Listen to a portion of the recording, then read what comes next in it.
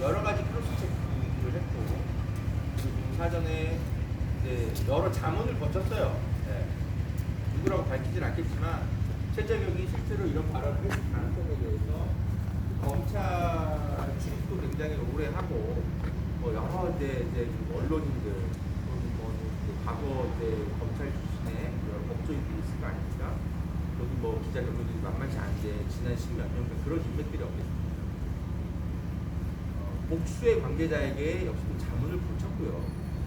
당연히 최재경 씨에게 여러 차례 연락을 해서 이게 사실인지를 물었고요. 그래서 보도를 한 겁니다. 그리고 이 리포액트를 들어가서 이제 여러분이 기사를 검색해 보시면 아시겠지만 부산저축은행 부실수사 의혹 사건에 대해서 특히 윤석열과 조우영 이 사건에 대해서 제가 기사를 쓴 것만 리포액트에 한 7, 8개가 됩니다. 그 중에 하나가 최재경 녹취록 그거고요. 나머지 7, 8개가 다른 보도가 더 있어요. 뉴스타파랑 똑같습니다. 뉴스타파가 덜렁 뭐 신앙님, 김만배 그것만 보도한 게 아니잖아요. 몇 개월 동안 계속 보도해온 그 입체적인 흐름들이 있습니다. 리포액트도 들어가서 보시면 마찬가지입니다. 네.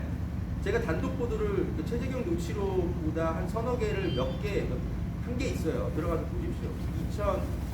2021년 10월달, 11월달 이럴 때에 이런 보도들을 한 것들이 있어요. 윤석열 씨가 결과적으로 조우영을 이제 봐준 덕에 기소를 안 한 덕에 대장동 일당들에게 부산저축은행이 대장동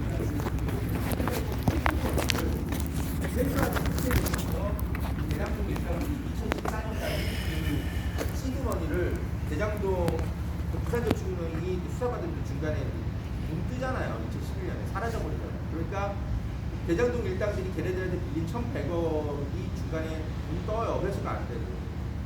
그 대장동 일당은 2014년까지 그거를 지주 작업을 하는데 그 돈을 마음껏 써먹습니다. 쌍짓돈처럼. 그런 사건이 있었어요. 지금은 이제 여러분은 대충 아시겠지만 제가 그 당시에 그걸 보도했던 2021년 10월 달까지만 해도 그것에 대해서 제대로 보도하는 언론이 한 번도 없었어요. 제가 이제 그 부동산 관계자들이나 여러 변호사들 상대로 취재를 하면서 이제 그런 설명을 듣고 이게 윤석열 씨가 단순히 박영수 변호인이 검찰 선배이고에서 봐준 사건이라기보다는 오히려 대장동 일당들과 한몸통일 가능성이 있고 오히려 피의자로 전환해서 수사받아야 될 대상은 윤석열 후보다 이렇게 제목을 달아서 2021년 10월 달에 보도를 합니다. 단독 보도였어요. 그 보도로 시작이 되고요. 그 다음에 또 무슨 단독 보도가 있냐면 윤석열 당시 대검 중수과장이 부산저축은행의 계열사로부터 돈을 빌린 시행사 세움이라고 있습니다. 세움대 세움. 그 세움을 수사해서 김양을 기소한 사건 그게 기록이 있더라고요. 공소장에 보니까 부산저축은행 사건 보니까 그 세움의 핵심 관계자가 조우영 씨라는 걸 제가 나중에 찾아내요. 네. 당연히 공소장에 조우영의 조자도 등장을 안 하는데 김양만 써 있거든요. 근데 그 부산저축은행 사건으로 기소된 여러 그 사건들과 시행사들 쭉 살펴보는데 세움이란 시행사가 나오는데 이 세움의 임원은 누구고 세움과 관련해서 뭔가 이렇게 검색되는 사람은 누구이고 샅샅이 찾아보니까 당연히 세움만 찾은 게 아니죠. 제가 여러 시행사들 다 살펴보는데 조우영이라는 사람이 세움 사건에서 등장하네. 근데 왜 공소장에 조우영은 없지? 나중에 2015년인가 거기 그때 이제 조우영 씨가 나중에 세움 뭐 이런 데서 10몇 억을 봐준 게 막 드러나가지고 나중에 처벌받은 이제 재판 기록도 나오고 그러더라고요. 그래서 제가 무슨 기사를 썼냐면 아니 윤석열 중수과장은 부산저축은행 이 사건을 수사하면서 분명히 세움 관련 이 비리에 대해서 공소장에 본인 승리 사인해서 기소까지 해놓고 왜 조우영에 대해서는 아예 기소한 흔적이 없느냐. 역시 또 제가 단독 보도를 합니다. 그게 2021년 11월 보도예요. 그러면 여러분 기자 입장에서 여러분은 어떻겠습니까? 아 이거 부산저축은행에서 특히 조우형 봐주기 수사는 뭔가가 근거가 있구나 점점 확실하게 되지 않겠습니까? 그죠? 거기서 보도를 오히려 멈추면 이상한 기자죠. 그래서 이제 저는 계속 발품을 팔아서 더 취재를 하고 돌아다니는 겁니다.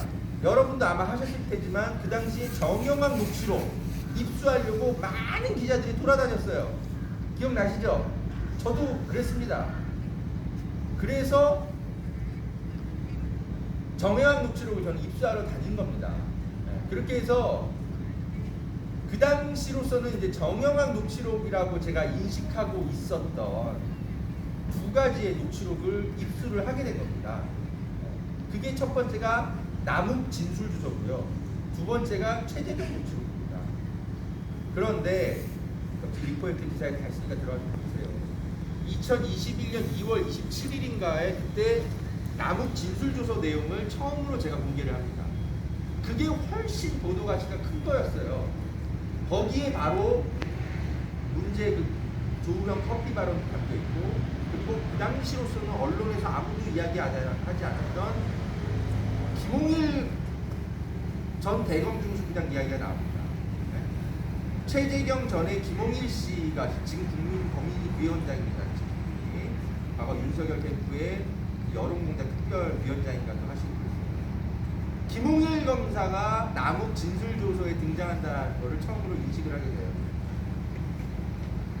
청탁을 최재경 이전에 김홍일 검사에게 찾아가서 김만배가 청탁을 했다라고 들었다라고 남욱 씨가 검찰에서 진술한 내용을 처음으로 확인하게 됩니다. 그래서 그거를 먼저 단독 보도를 해요. 김홍일이라는 이름은 처음 등장하고 심지어 그분이 윤석열 캠프의 특별위원장이기 때문에 그게 훨씬 보도 가치가 큰 거죠. 그렇죠? 그래서 그걸 보도하고 저는 사실은 이제 끝났었어요. 사실은. 네. 더 이상 보도할 게 없을 거라고 생각했죠. 그런데 며칠 뒤에 이제 쭉 이제 그 보도를 하고 나서 하루나 이틀 뒤에 제가 이제 입수했던 녹취록을 쭉 보는데 뭐가 하나 더 있는 것 같은 거예요. 윤석열이라는 이름이 들어가는 이상한 대화가 더 확인이 되는 겁니다. 그게 이제 최재경 녹취록인데 제가 이제 이 검찰에 가서 소명할 것이고 판사님 앞에서도 소명할 것인데 그때 제가 입수했었던 녹취록에는 그 두 사람의 대화에 이름이 적혀있지 않았었어요. 네. 그냥 제가 기억하기로는 A, B, C라고 써 있었습니다. 그래서 저한테 이 녹취록을 이제 제보해 주셨던 분에게 제가 다시 연락을 했어요. 네, 아마 그 연락 기록도 이제 제가 다 통신 기록 뽑아야 됩니다. 이 A, B, C가 누구냐 물었죠. 추가로. 그러니까 그때서야 한 명은 최재경이고 한 명은 누구다라고 알려주시더라고요. 아 그런가 보다 했죠. 근데 가만히 이제 그 설명을 듣고 그 녹취록을 가만히 다시 보는데 이게 그러면은 최재경과 누군가의 대화라면 이런 식의 보도의 의미가 있는 것 같은데 이것도 보도 대상이 아닌가라고 스스로 제가 판단을 한 겁니다. 그리고 그 보도의 의미는 제가 리포트에 쓴 것대로 윤석열이 최재경에게 이런 보고를 했다라면 윤석열은 아까 말씀드렸던 세우 이런 공소장 이런 것들에서도 입증이 한 차례 됐지만 윤석열은 확실히 조우영 씨의 역할에 대해서 인식하고 있었구나. 한 번 더 퍼즐이 맞춰지게 되는 기사가 됩니다. 그래서 제가 그 보도를 추가로 이어간 것이고 저희 제보자에게는 이런 보도했으니까 알고 계세요. 혹시 사실관계가 틀리면 나중에 알려주시고 이렇게 그냥 통보했습니다. 제가 뭘 강조하고 싶은 거냐면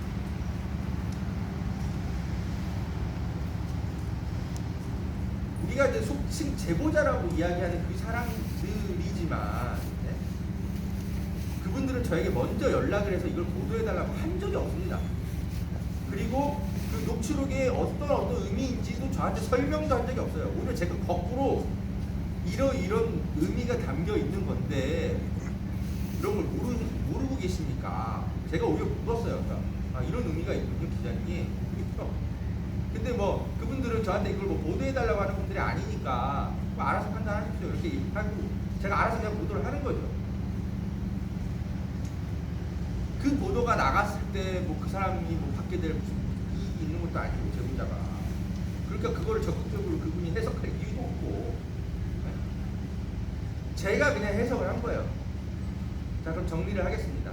제가 왜 그 보도에 신빙성이 있다고 판단한 거예요. 첫 번째, 제보자가 먼저 연락을 온 게 아니라 제가 많은 기자들이 그 당시에 했던 것처럼 정영학 녹취록, 이른바 정영학 녹취록이라고 알려진 것들을 일부라도 입수하기 위해서 수많은 연락을 돌렸고 제발 좀 만나달라고 이야기하면서 제가 거의 구걸하다시피 돌아다니면서 그렇게 해서 랜덤으로 어떤 분이 과거에 인연이 있었던 어떤 분이 나도 일부 받은 게 있는데 한번 보러 오겠냐 해서 랜덤으로 걸려가지고 그냥 그분한테 가서 그 보도를 한 겁니다. 근데 그분은 그 녹취록의 보도 중요성에 대해서도 잘 모르고 계셨어요. 나중에 이제 기자의 감각으로 재해석을 하니까 이렇게 해서 보도가 된 것일 뿐입니다. 그러면 이렇게 생각을 할 수밖에 없는 거 아닙니까? 제 입장에선 어떤 검은 의도를 가지고 저한테 제보를 해오는 세력이 정치권에 있을 수 있죠, 당연히. 그런데 이거는 그게 아니라 오히려 제가 역으로 당시 대선 검증 보도를 열심히 하기 위해서 제가 열심히 여기저기 그냥 전화를 돌렸고 여기저기 찾아다녔고 다들 바쁘다고 안 만나준다 그러고 민감한 시기라 힘들다 그러는데 제가 억지로 찾아낸 제보자입니다. 그러니까 그분의 의도에 대해서 제가 의심할 수가 없죠. 그죠? 1차적으로. 그리고 두 번째, 제가 재판에서 수상이 밝힐 수 있겠지만 그분이 거짓말을 할 것이라고 상상하기 어려운 어떤 직책과 삶의 경력과 온갖 것들이 있어요. 여러분도 똑같이 그 부분을 제보 취재원으로 확보해서 만나게 됐다면 당연히 매우 높은 신뢰도를 가지고 보도를 검토하게 되실 거라고 생각합니다. 물론 당연히 그분의 얘기만 덜렁 듣고 보도한 게 아니라 아까도 말씀드렸지만 저의 취재 인맥을 활용해서 2중, 3중, 4중의 크로스 체크와 반론 듣고 이런 노력들을 많이 기울인 겁니다. 그리고 뭐 결과론적인 얘기지만 그분의 도움 덕에 보도했던 남욱 진술조서, 그죠? 2021년 2월 27일 보도일 겁니다. 그 결과적으로 100% 맞는 보도로 확인이 됐어요. 뉴스타파가 공개한 정영 녹취록에 의하면 토시 하나도 거의 안 틀리고 다 맞췄어요. 그 남욱의 진술조서가. 그게 조우형 검사, 최재경, 윤석열, 커피, 뭐 온갖 것들이 다 들어있는 키워드라서 그게 굉장히 중요한 보도였는데 정말 그 정치적인 어떤 검은 의도가 있는 세력이라면 그 녹취록부터 조작해서 저에게 건네줬을 겁니다. 안 그렇습니까? 근데 그 녹취록은 보도가 맞아요. 그리고 나서 격가지의 부설기 보도를 제가 또 찾아서 최재경 녹취록 보도를 한 겁니다. 그렇다면 그 취재원에 대해서는 그죠? 제가 써온 여러 가지 최재경 녹취록 이전에 7, 8개의 보도가 더 있었다고 말씀드렸잖아요. 그러면은 설사 최재경 녹취의 보도에 대화 내용은 설사 맞다 하더라도 최재경이 아니라면 일부 오류가 있을 수 있는 거지 않습니까? 좀 그 가능성을 열어두는 건데 그거 하나의 오류가 설사 있었다 하더라도 부산저축은행 사건에서 조우영 봐주기 수사 의혹이라는 그 당시에 여러 리포트뿐만이 아니라 JTBC, 뉴스타파, 뭐 온갖 여러분도 아마 KBS, MBC 여러 곳에서 했던 그 보도 전체 그 보도들이 그렇다면 다 허위라는 거냐? 네? 아니지 않습니까?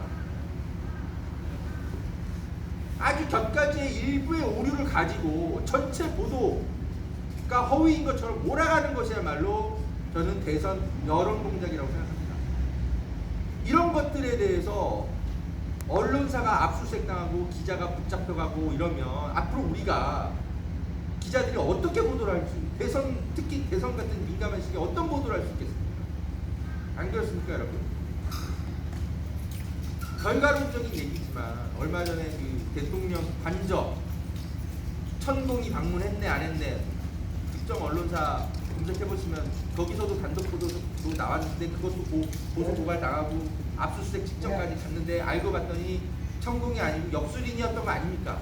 하지만 뭔가 비공식적인 루트로 대통령 관저에 그런 뭔가 좀 공식적이지 않은 방식의 방문과 뭔가 우리 사회에 검증되지 않은 비과학적 역술이나 이런 것들이 취입되는 것 자체가 그 보도가 틀렸습니까? 천공이 아니고 어떤 무슨 역술인 교수로 확인됐잖아요. 그죠?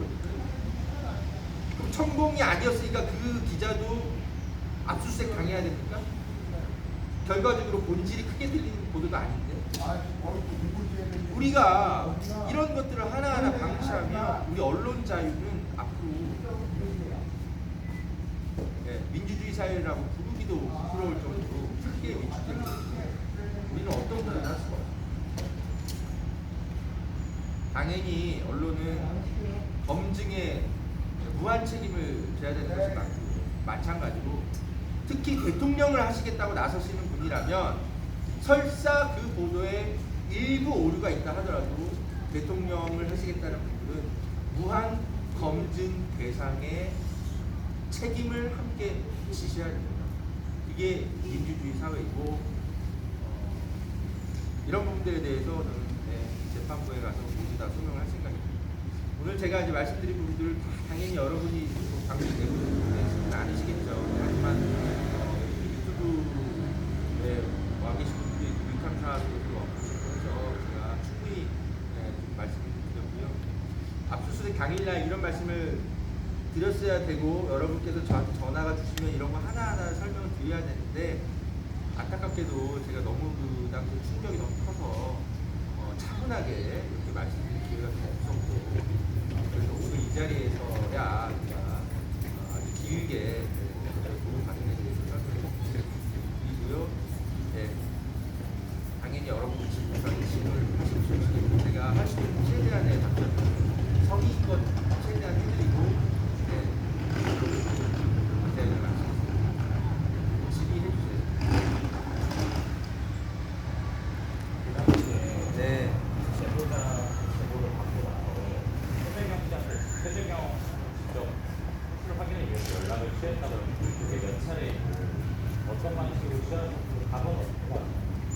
그것과 관련해서는 재판에서 설명드리겠습니다. 왜냐하면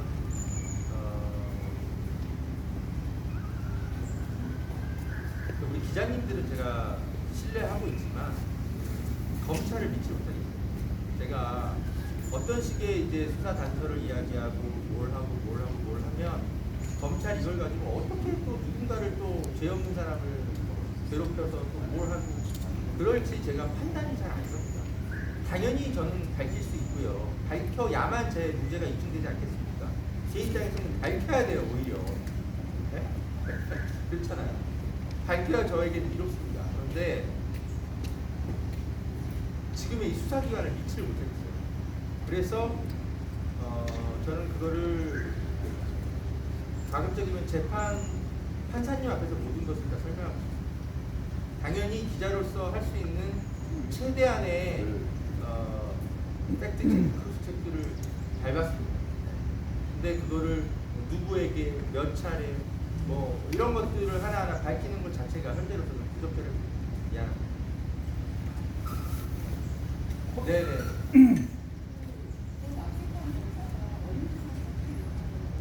어미준 검사와 정확하게 어미준 검사라기보다 아무튼 반부패부 왜냐면 어미준 검사가 지금 다른 데서 갔기 때문에 어쨌든 다 그분들과 연관되어 있는 동료 검사들이죠.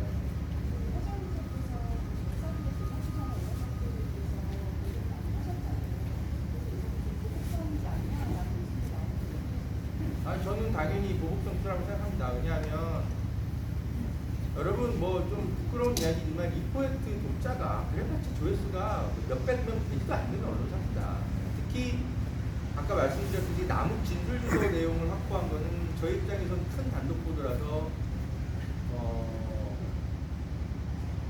SNS에 아마 몇 차례 더 홍보를 했을 것 했던 걸로 기억이 나요. 근데 당시 그 최재경 녹취록은 제 입장에서는 너무 몇백 명 읽지도 않고 끝까지 보더라서 저도 잊고 있었던 보도예요. 그런데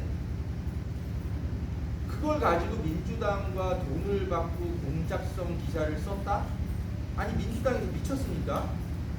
몇백 명 보지도 않는 그런 걸 가지고 예, 심지어 독립 매체 기자를 활용해서 심지어 그 보도를 하고 제대로 홍보도 안 해요. 예. 그런 언론사를 가지고 여러 공장을 한다는 것 자체가 검찰이 보기에 좀 우스웠을 겁니다, 처음에. 그런데 그거를 굳이 아무 증거도 없이 심지어 민주당의 뭐 제보자나 뭐 김병우 의원실이나 어디서의 뭐 문자 기록이나 뭐 저와 연락한 공간도 없고 아무 증거도 없는 상태에서 압수수색부터 들어온 겁니다. 이거는 그냥 아예 공작을 하기 위해서 작정을 한 것이다. 그렇게 볼 수밖에 없습니다.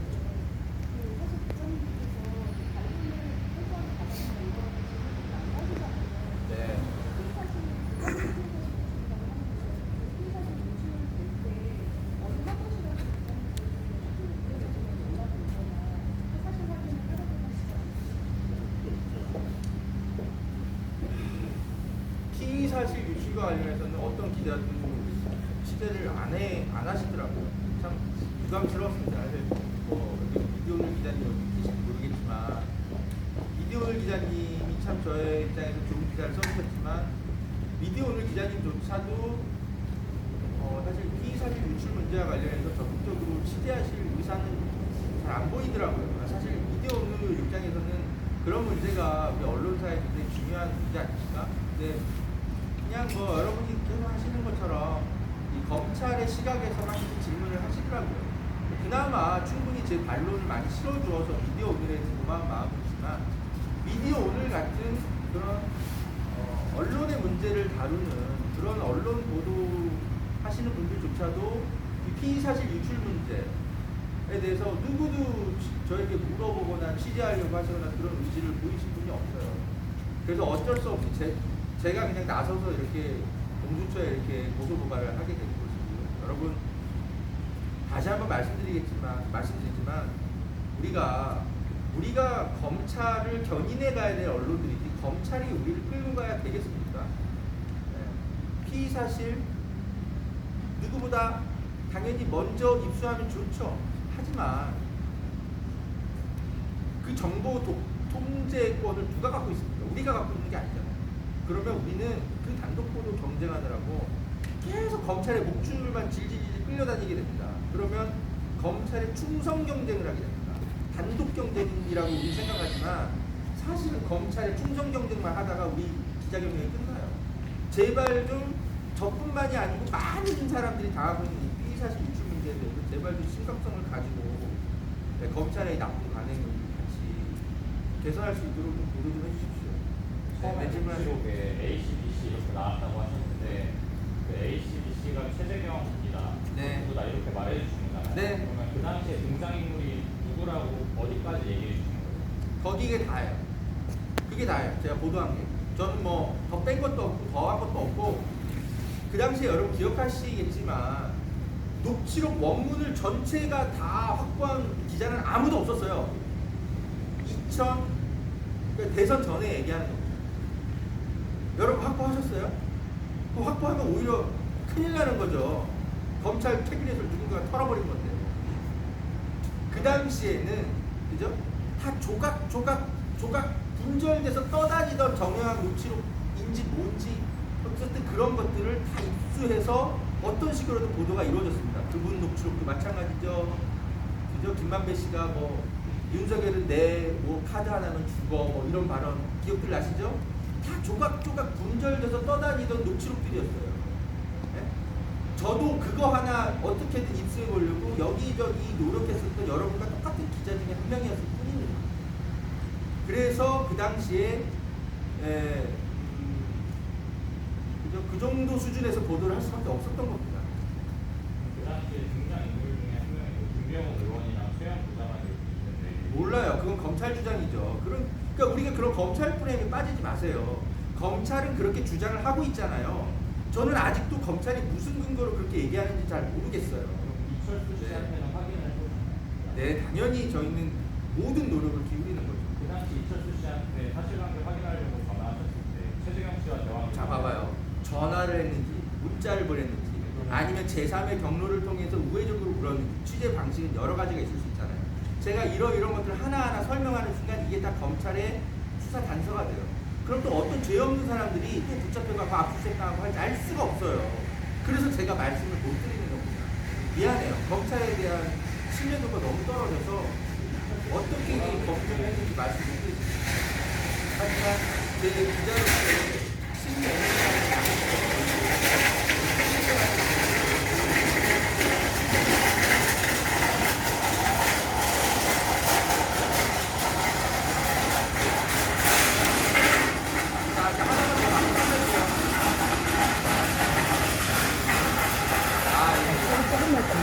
죄송해요. 제가 여러분 입장이어도 당연히 질문할 겁니다. 네. 우리는 늘 피의자와 거리두기 하면서 취재해야지. 어떻게 피의자가 조작 사건이다 그렇다고 조작 사건 프레임에 맞춰서 보도합니까? 저도 마찬가지예요. 여러분 입장 충분히 알고. 제가 뭐, 그죠? 10년 전에 서울시 공무원 간첩 조작 사건 취재했던 기자인 거 여러분과 검색해 보시면 알 겁니다. 여기 오기 전에 피해자 유우성 씨한테 전화했어요. 유우성 씨 생각이 나더라고요. 미안하다. 내가 너한테, 유우성 씨한테 당신이 간첩이 아니라는 증거를 저한테도 몇 개 알려주셔야 된다. 당신이 간첩이 아닌 거를 증명할 수 있을 만한 제3자나 증언들을 저에게 알려주시지 않고 당신을 제가 거리두기 하면서 검증하는 것을 협조해주지 않으면 난 당신이 이 조작 사건에 휘말렸다라고 제가 취재할 이런 프레임에서 취재를 해줄 수가 없어요. 저도 잔인한 질문을 던졌어요. 너무 생각나더라고요, 유우성 씨가. 너의 심정이 어땠는지. 제가 지금 그런 심경입니다. 네, 사실은. 그래서 여러분이 저에게 이제 거리두기 하면서 이런 이제 검찰 프레임에서 맞춰진 그런 질문을 하시는 것도 충분히 이해는 되는데, 죄송스럽지만, 네. 우리 검찰을 저는 신뢰를 못하겠어요. 그래서 여러분이 검찰 프레임에 맞춰서 하시는 질문에 대해서 제가 소상하게 답변드리지 못하는 점 이해해 주시고, 이거 기소가 이루어지면 재판에서 모든 것을 저는 저희 무죄를 입증해야 되기 때문에 다 말씀드리고요. 오히려 저는 검찰한테 말씀하고 싶습니다. 저를 기소하세요. 이렇게 수사만 엉뚱하게 해놓고 기소를 안 하면 저는 오히려 제가 이 압수수색만 괜히 당한 피해자가 됩니다. 떳떳하게 저는 재판에서 저희 무죄를 입증할 것이니까 검찰에 오히려 저를 기소하라고 말하고 싶습니다. 그래야만 검찰이 어떻게 조작 수사를 벌였는지 제가 수사 기록 수천 페이지를 제가 기자 입장에서 입수할 수가 있습니다. 차라리 저를 기소하세요. 저는 명백하게 무죄이고 조작 수사에 휘말렸기 때문에 오히려 조작 수사를 벌이고 있는 검찰의 조작 수사 수사 서류를 저는 오히려 살펴보고 싶은 사람입니다. 저는 떳떳합니다. 기소하세요. 재판정에서 판사하면서 모든 것을 제가 말씀 당당하게 드리고 이 조작 수사를 일으킨 검찰을 오히려 제가 역으로 취재해서 법적으로 처벌시킬 겁니다. 허 기자님, 저기 두 가지 사실